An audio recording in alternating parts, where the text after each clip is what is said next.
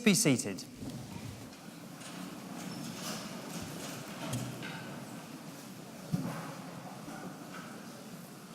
As Academic Registrar, it is both my privilege and pleasure to welcome you to Chelmsford Cathedral for today's Anglia Ruskin graduation ceremony, where we will celebrate the success of the class of 2017. I'm particularly delighted to welcome the Worshipful the Mayor of Chelmsford, Chancellor Duncan Lumley, and the Mayoress, Mrs. Edna Lumley. You are both most welcome.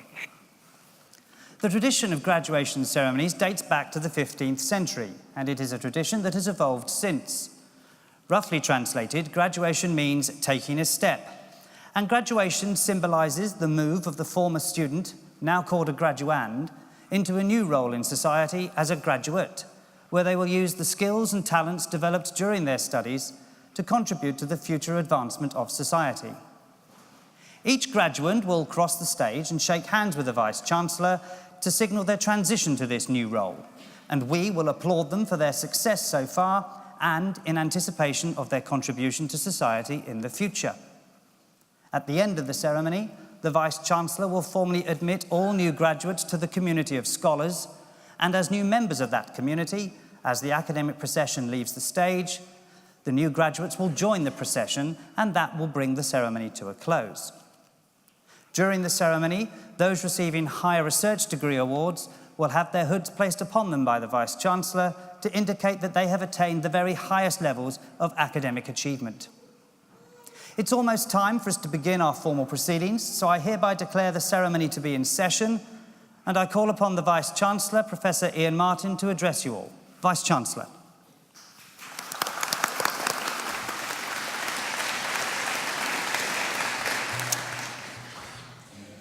Graduands, family, friends, colleagues, as Vice-Chancellor of Anglia Ruskin University, it's my very great pleasure to be here today at this your graduation ceremony. Firstly, congratulations on reaching this very significant milestone and graduating from your chosen course. Today, it's not only a chance to take stock and celebrate your wonderful achievements to date, but to look forward to what stretches in front of you and the multiple careers that you will have. Wherever that career path takes you, enjoy and embrace change. Challenge, provoke, look for new ideas. And above all, do not be so proud as to not to recognise the inevitability of that change and how it will challenge you in your life and your career. To quote Albert Einstein, "Whoever undertakes to set himself up as judge of truth and knowledge is shipwrecked by the laughter of the gods." We will have partially succeeded in our task if we've given you the skills and confidence to influence and lead the change that will make a real difference to the communities you live in and work with. This year marks our 25th anniversary of achieving university status. On the 16th of June 1992, we became a university, a milestone in a history that started in 1858 with John Ruskin's inaugural address at the opening of the Cambridge School of Art, the oldest constituent part of what is now Anglia Ruskin University. The power of education, the importance of providing access to that education, and innovation were part of our institutional DNA from that day forward. Our new strategy, Designing Our Future, was launched this year and outlines our continuing focus and commitment to transform lives through innovative, inclusive, and entrepreneurial education and research. Over that past quarter century, more than 140,000 students have graduated with a higher education qualification from Anglia Ruskin, studying courses ranging from architecture to zoology and pretty much everything in between. Every one of those last 25 years has seen major changes and developments, and this year is absolutely no exception. We were delighted to have maintained our position in the top 350 world universities. You might say 350? Well, there are 20,000 universities around the world. That puts your degree in context. Indeed, we were the highest ranked of all the post-92 universities. Whilst there is so much more to a university education than simply securing a well-paid job, we did take great pleasure in seeing that The Economist ranked ARU as one of the top 50 universities in the UK for delivering a positive financial return for our students. Continuing our success in the areas of enterprise and entrepreneurship, we won the Duke of York Award for University Entrepreneurship at the Lloyds Bank National Business Awards.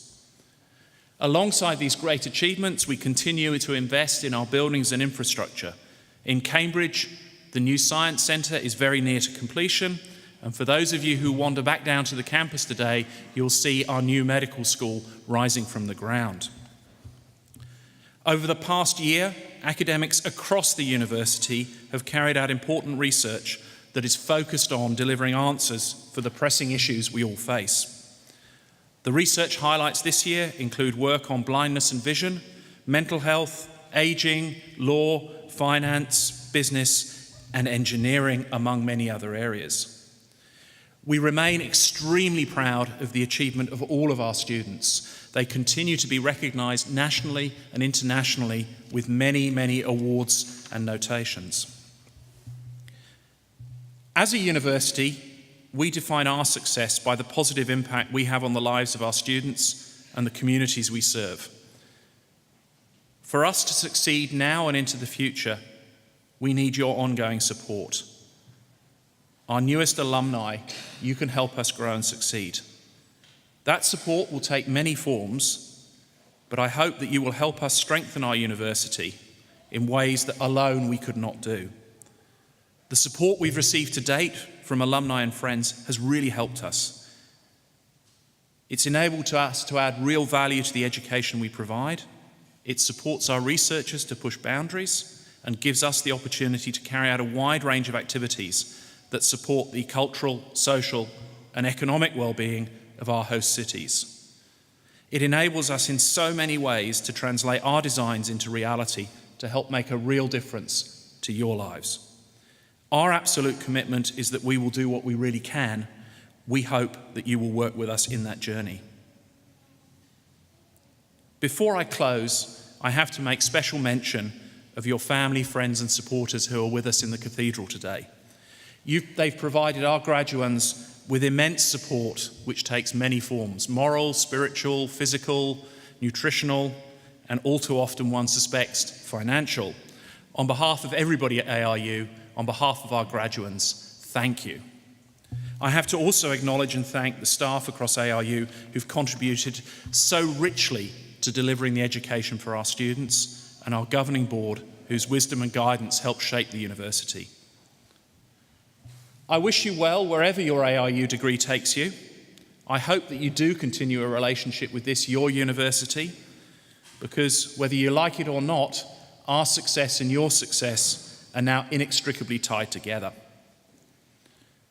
As I finish, I return to Ruskin and his guidance on the use of words. Say all you have in the fewest possible, or your reader will certainly be sure to skip them, and in the plainest possible, or he will certainly misunderstand them. I hope I've not breached either of these. Once again, congratulations. Anglia Ruskin University would not be where it is today without each and every one of you. Well done.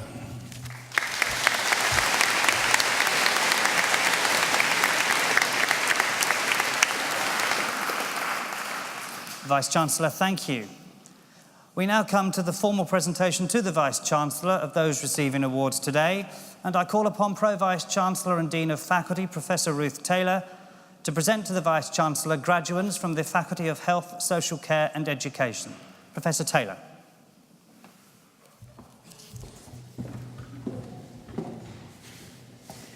Vice-Chancellor, it is my pleasure to present to you today graduates from the Faculty of Health, Social Care and Education. For the award of Diploma of Higher Education Counselling, Child and Young Person, Claire Austin.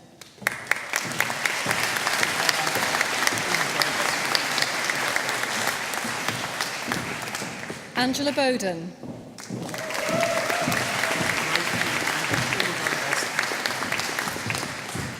Michelle Carson.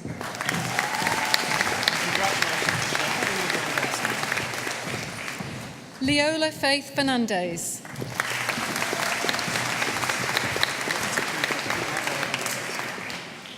Nicola Greenwood.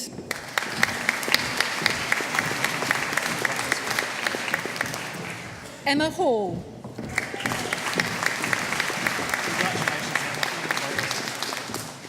Kim Carroll Welsh.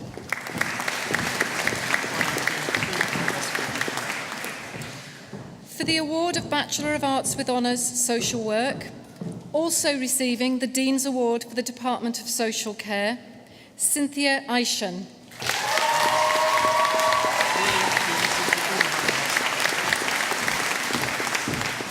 Susan Carroll Bailey.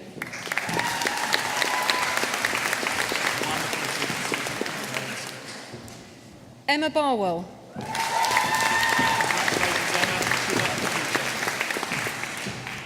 Sahara Shadeli Batantu.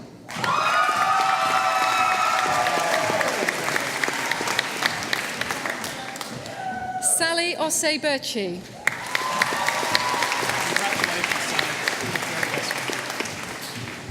Hannah Brown.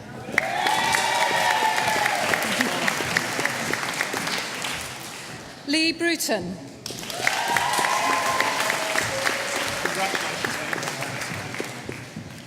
Jane Clark.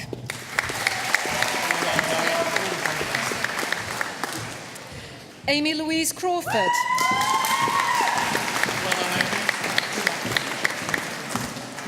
Shannon Cunningham.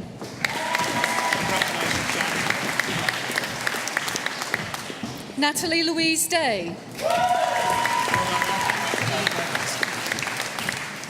Jennifer Edmond.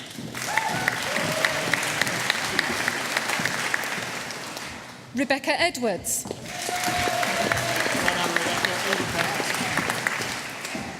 Catherine Evans.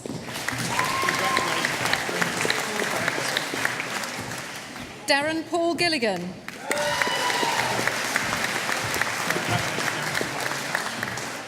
Jamie George Granger.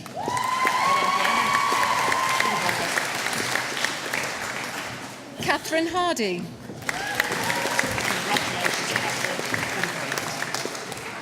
Fiona Hyde.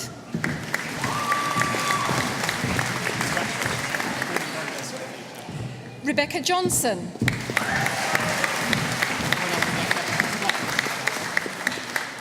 Doreen Jones.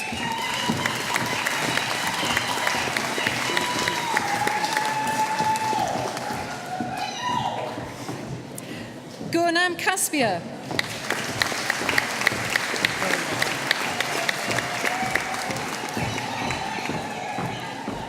Dere Kahinde.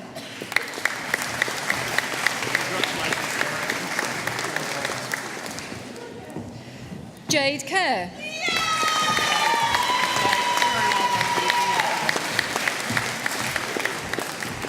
Leanne Lawrence.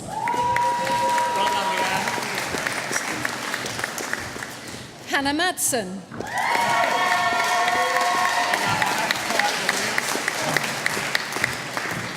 Rolando Mbellock.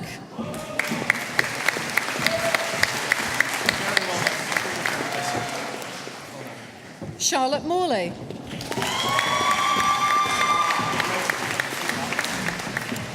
Melanie Murrell.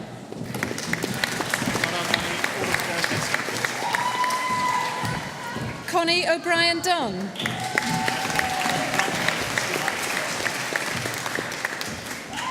Karen O'Connor.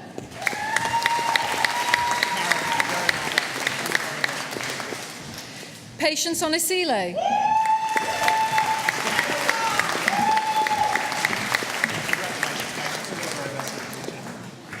Grace Pawandua.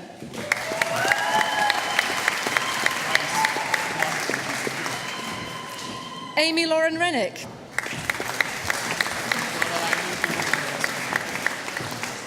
Angela Olivia Rice.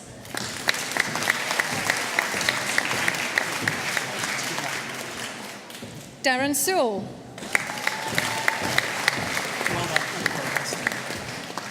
Tyler Lee Shaw.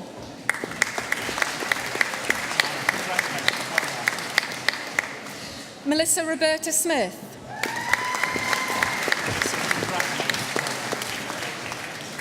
Louise Ann Sullivan.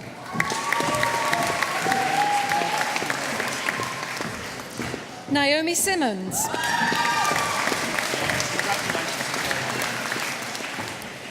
James Thomas Taverner.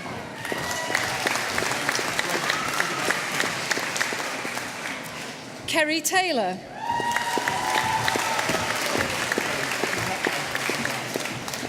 Zoe Thomas.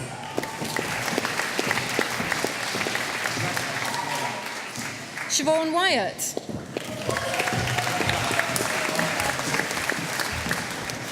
Leire Alabuenga.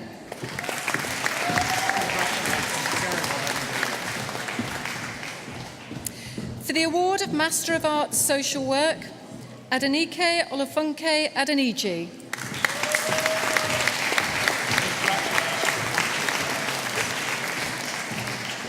James Bennett.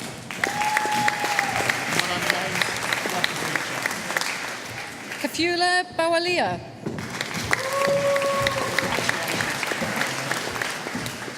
Fiona Carroll.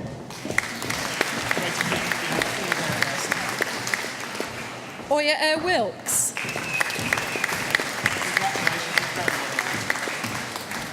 Stephen John Halesworth.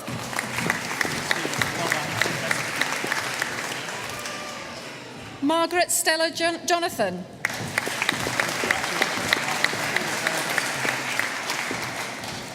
Emily Kyle.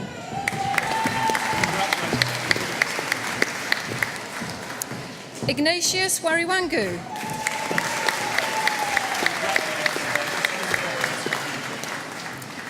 Isaac Nkube.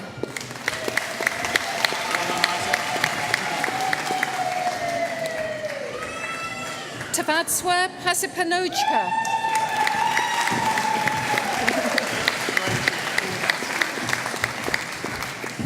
Louise Jacqueline Ryan Reeder.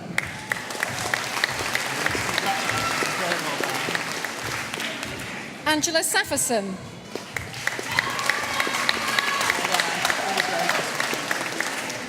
Jessica Taylor.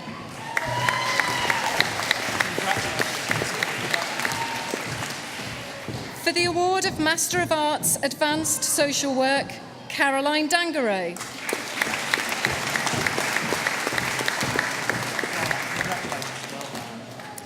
For the award of Master of Science, Global Military Veteran and Family Studies, Shirley Kathleen Folger.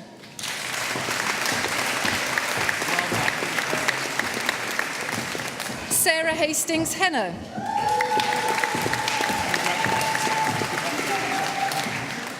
Donna Marlene Howard.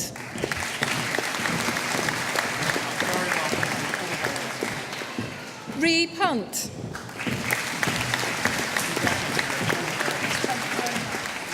Vice-Chancellor, that partially completes the list of graduates for me to present to you today.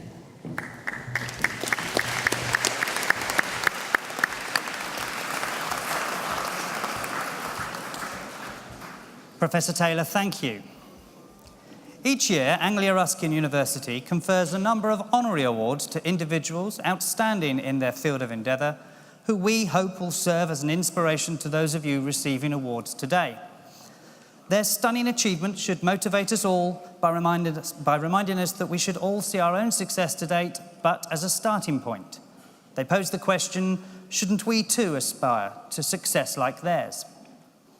I now call upon Deputy Vice-Chancellor Professor Helen Valentine to read the citation for the award of Doctor of Health Science honoris causa to Alex Dowsett. Professor Valentine.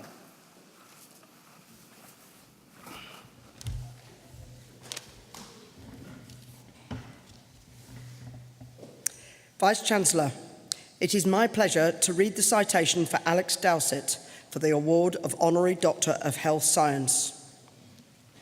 Alex Dowsett is a professional cyclist, a British, Commonwealth and European time trial champion, and former holder of the prestigious hour record. And he is the only able-bodied elite sportsperson in the world with haemophilia. Born and bred in Essex, Alex attended Elm Green Preparatory School in Little Baddow and King Edward VI Grammar School in Chelmsford. Of course, his blood disorder prevented him from taking part in the usual contact sports enjoyed by most of his fellow pupils.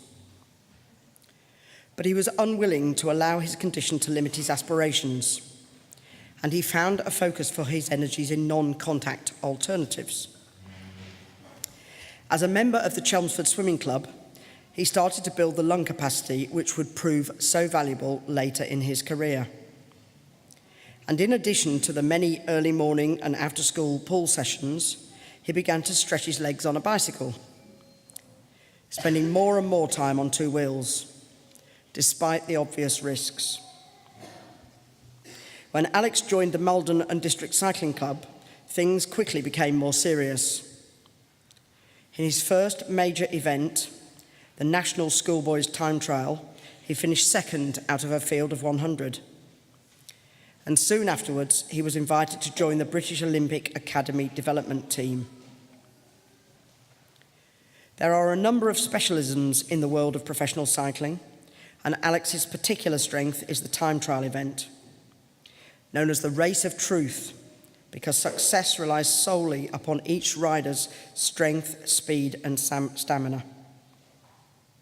There is no support from other team members, no drafting in the slipstream of competitors. It is bike racing in its purest form. The fastest time from A to B wins the prize. And Alex has won a great many. In 2008, he won the Under-23 British Time Trial Championship. In 2009, he retained his British title. Then in 2010, won the Under-23 European Time Trial Championship. In 2011, he won the first of a remarkable 5 British National Time Trial Championships.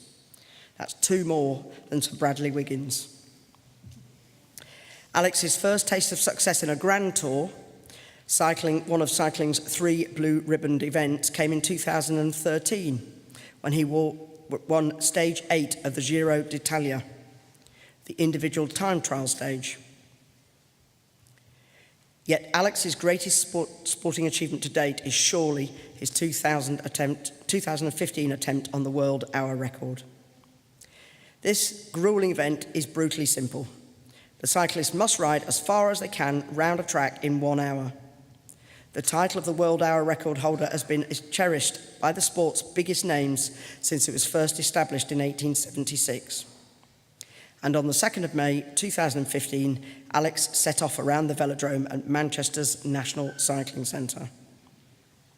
1 hour later, he had covered 52.937 kilometres, beating the old record by almost half a kilometre and making him the new world hour record holder.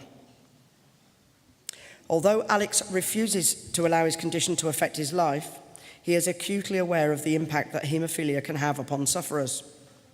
So in 2015, he set up the charity Little Bleeders, which supports young haemophiliacs and promotes the message that despite having a blood disorder, young people can still live active lives and participate in sport, particularly swimming and cycling. Alex has demonstrated the courage, commitment, and personal sacrifice required to overcome challenges and succeed at the very highest level. He will be an inspirational role model for all of our students, particularly for those studying sports science, sports coaching, and health-related degrees. We are delighted to welcome Alex Dowsett to our Anglia Ruskin community.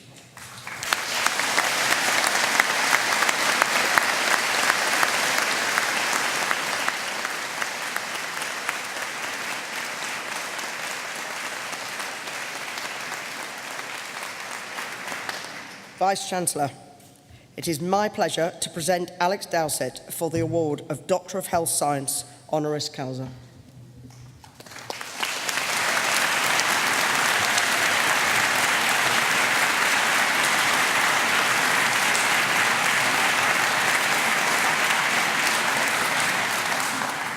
By the authority vested in me as Vice-Chancellor of Anglia Ruskin University, I hereby confer on you, Alex Dowsett, the award of Doctor of Health Science honoris causa.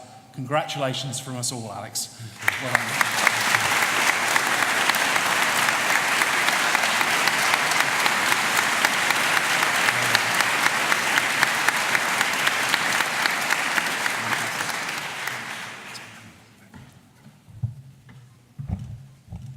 Thank you.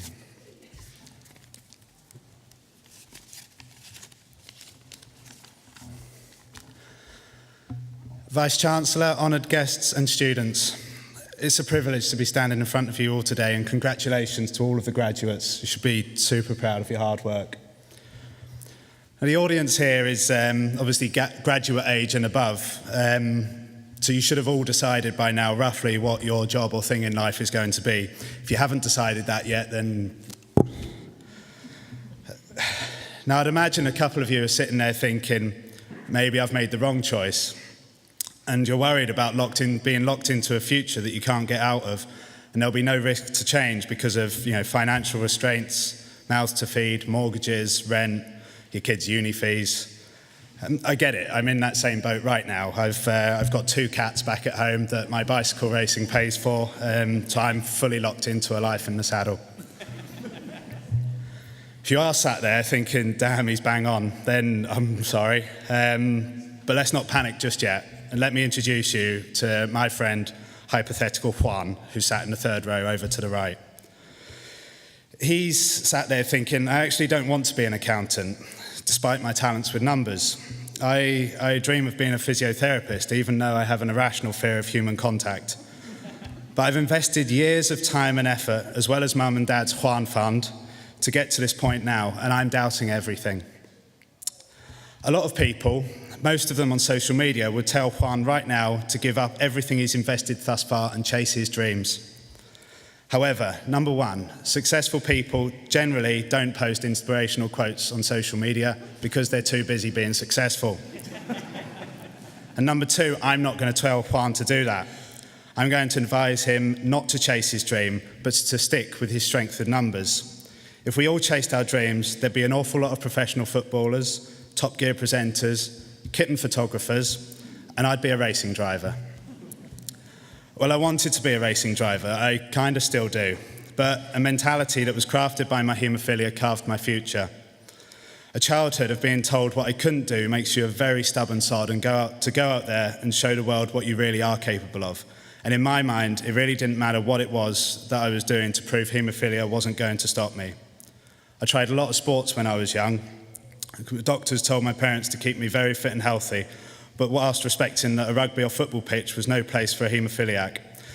That then begs the question as to how I ended up racing push bikes as crashes at 30 or 40 mile an hour are also not an ideal place for a haemophiliac, but it's funny how some things work out. I committed fully to swimming, sailing, go-karting, and other reasonably low-risk sports. But as soon as I could tell that I didn't have the natural talent to get to the top, I would drop them for the next challenge. It might have taken a few months or a couple of years to realise this, but it was when I comfortably knew I hadn't found my thing that I would drop it. And for example, one of them was swimming. I was told my sister was a more talented swimmer than I was. You can liken this to looking for your partner in life. You may date a lot, or you may settle down with the first girl you meet, but once you realise you've found the one, you give it your all. So I guess that's one of my messages from how I got to where I am now. And that's to try things you didn't even know existed, to find out what your God-given talent is, because we all have one, and I'm sure of it. Mine is pedaling a bike. Juan, his is mental arithmetic and a deep knowledge of the UK tax system. And once you find that talent and commit to it, I can tell you it's hugely satisfying to succeed at it. Coincidentally, I've been very lucky to find my second talent in life, and that is raising cats. I have 2 very healthy 1-year-olds back at home which sit when I give them treats. So up to now, you might be getting some mixed messages. I've said I'm going to tell Juan to stick to what he's doing, even if he dreams of doing something else, but also telling you to try other things as well to find what you're good at. So let's go back to Juan, the physio-dreaming, numbers genius accountant with an irrational fear of human contact. He has 2 options. He could listen to his quarter-life crisis, as well as everyone on Instagram, and jack in the accountancy to be a physio. And there's a chance that'll give him a lifetime of job satisfaction. Or he could persist with the accountancy and commit to it fully.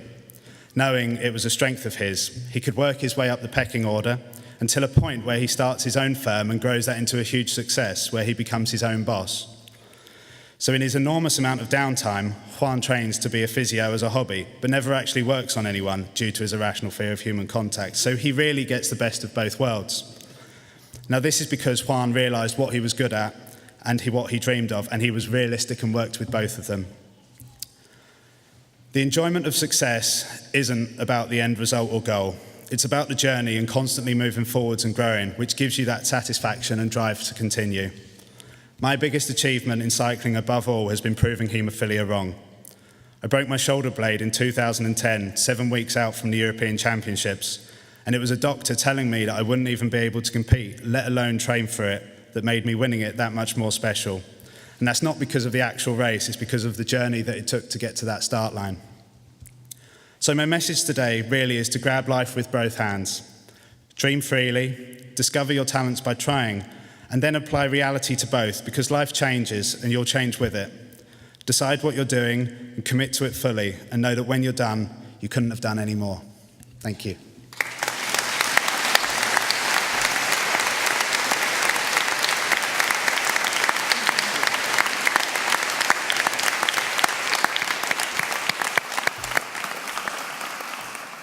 Congratulations, Dr. Dowsett. We now continue with the presentation to the Vice-Chancellor of those receiving awards today, and I call again on Pro-Vice-Chancellor and Dean of Faculty, Professor Ruth Taylor, to come to the podium to continue to present to the Vice-Chancellor graduates from the Faculty of Health and Social Care. Professor Taylor.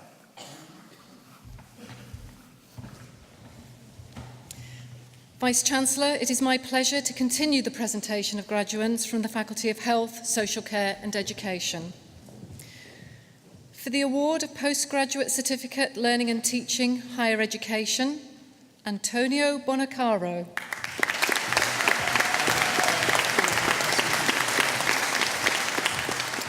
Mark Stewart Constable.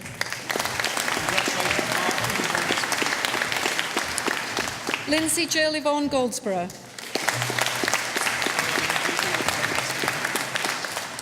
Umar Abbas Gondol. Donya Haji Alazada.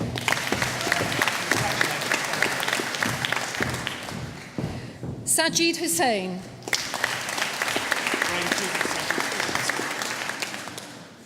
Altaf Hussein Kozo. Jennifer Lee Boyd Marte. For the award of Master of Business Administration, Educational Leadership and Management, Justine Ingram.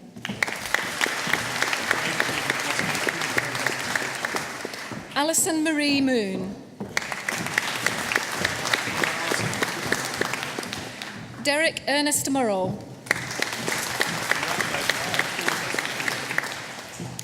For the award of Master of Arts, Early Childhood Education, Buki Awang Ugu.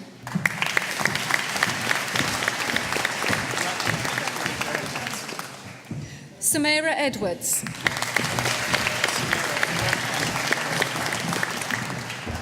Rachel Megan Elvidge.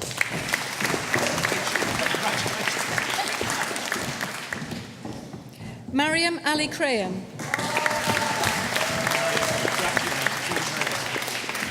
Edith Tafara Sawyer.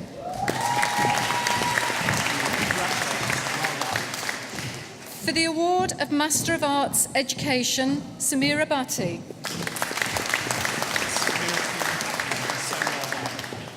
Emanuela Bobisia. Serena Fisher.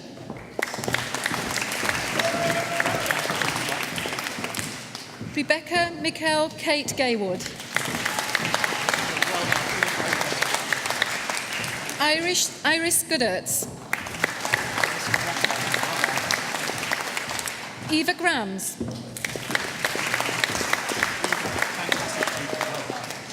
Poppy Louise Jones. Hayley Susan King.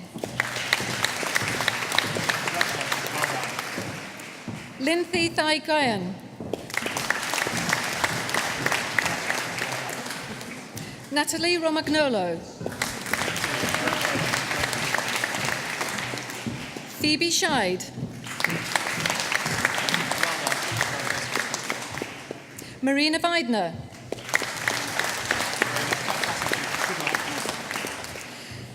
Vice-Chancellor, it is my pleasure to present to you those who have been awarded higher research degrees. For the award of Doctor of Education with a thesis entitled "How do able male students' implicit theories of intelligence impact on their engagement with challenging tasks, an exploratory case study," Louise Brown.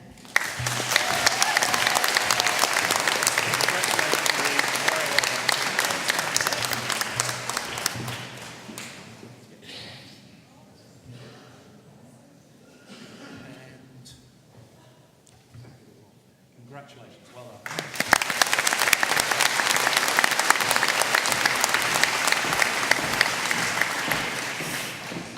For the award of Doctor of Education with a thesis entitled "An Exploration of Student Midwives' Attitude Towards Substance Misusing Women Following a Specialist Education Programme," Claire Hooks.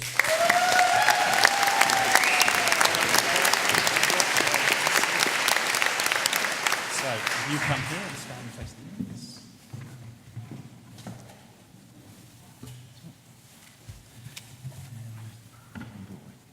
Congratulations, well done.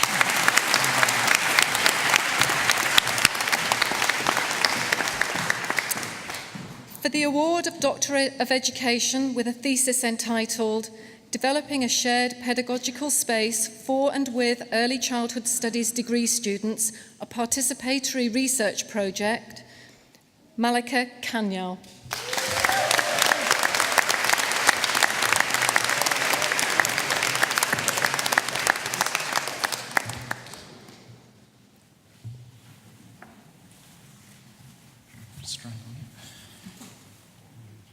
Congratulations.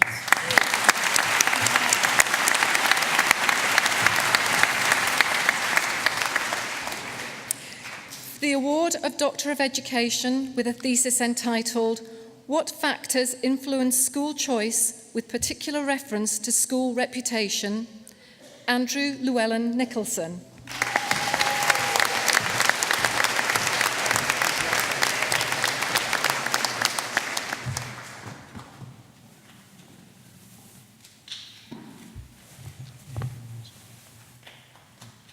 Congratulations, well done.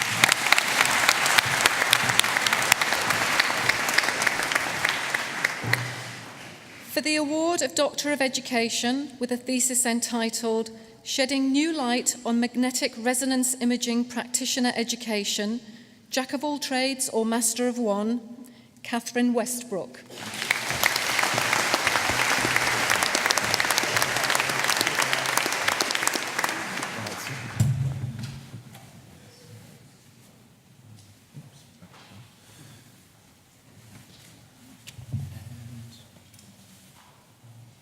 Well done.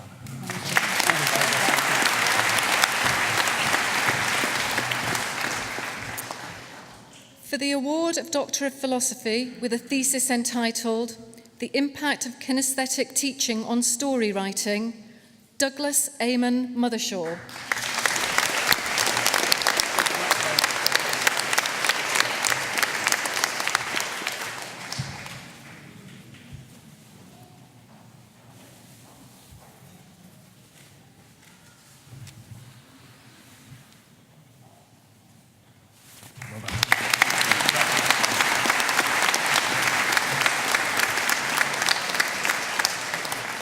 Vice-Chancellor, that completes the list of graduates for me to present to you today.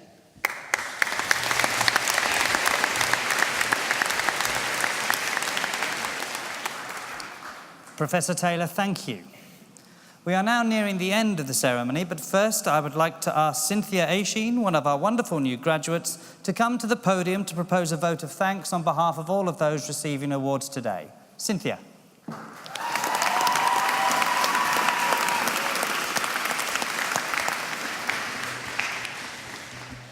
Vice-Chancellor, honoured guests, ladies and gentlemen, fellow graduates, it is my pleasure to offer the vote of thanks today from myself and on behalf of all the students graduating at this ceremony. I would also like to take this opportunity to thank all senior staff, lecturers, supporting staff, guests, family members, friends, and colleagues.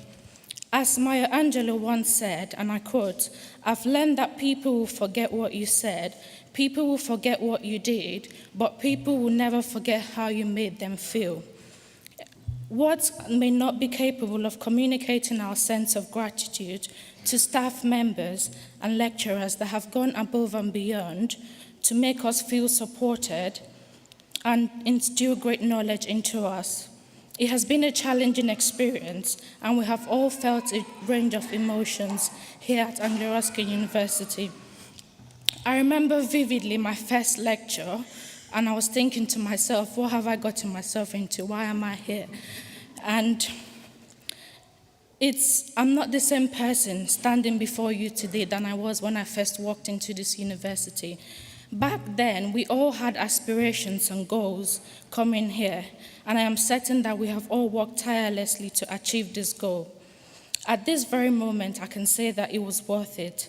One of my favorite quotes that is printed in the wall of the library at our university from Nelson Mandela, and I quote, "Education is the most powerful weapon which you can use to change the world." Regardless of the course that we have all studied here today, we can all agree that our common goal was to gain invaluable knowledge and skill to build a career for ourselves, which we have been given the power to do during our time here. I am grateful to Anglia Ruskin University for giving us the opportunity to meet amazing different individuals from different cultural backgrounds and walks of life. Learning is a lifelong journey, and our time here is only the beginning. And I wish everyone here a successful and fruitful future. My time here has also shown me that through hard work and dedication and determination, we can achieve the bright future we envision for ourselves and hopefully go on to do the things that we love. Thank you.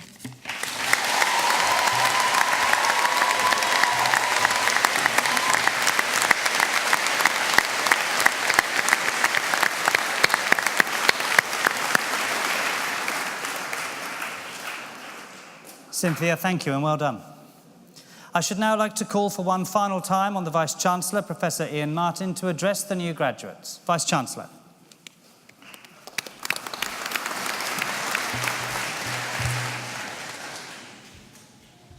And now, will all those who've been presented to me here on the stage please stand?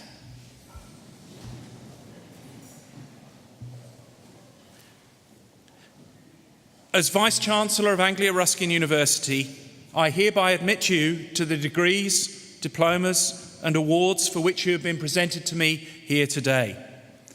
As a member now of the community of scholars, take all that you have learned into society and uphold the values of freedom of thought and scholarship. From all of us here, congratulations to each and every one of you. Very well done.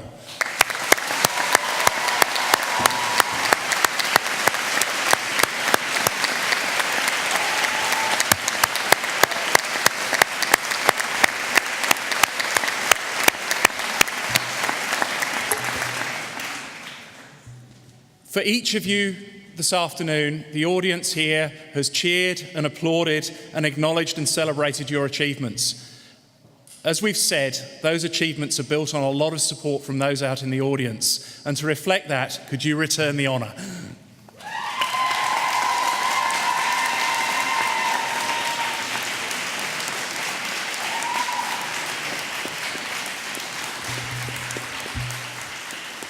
Once again, well done. Enjoy the rest of the day.